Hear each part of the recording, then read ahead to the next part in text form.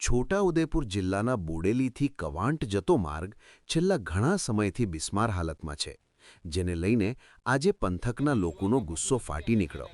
વડા તલાવ ખાતે લોકોએ ચક્કાજામ કરી રામધૂન સાથે તંત્રને જગાડવાનો પ્રયાસ કર્યો, પરંતુ 3 કલાક સુધી અધિકારીઓનો કોઈ અતોપતો ન મળતા લોકોમાં વધુ રોષ ભભૂકી ઉઠ્યો. બોડેલીથી કવાંટ વચ્ચેનો આ મહત્વનો માર્ગ હાલ એટલો બિસ્માર બની ગયો છે કે રોજિંદા અવરજવર કરતા લોકો, વાહન ચાલકો અને મુસાફરોને ભારે હાલાકીનો સામનો કરવો પડી રહ્યો છે.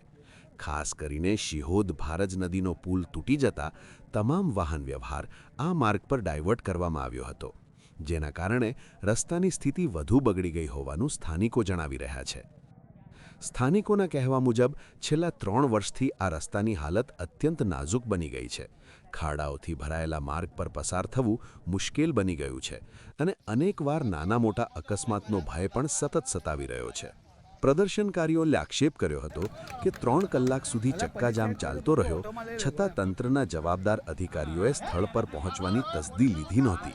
એટલું જ નહીં, અધિકારીઓને વારંવાર ફોન કરવા છતાં ફોન પણ ઉપાડવામાં આવ્યો ન હતો, જેના કારણે લોકોમાં વધુ રોષ ફાટી નીકળ્યો હતો.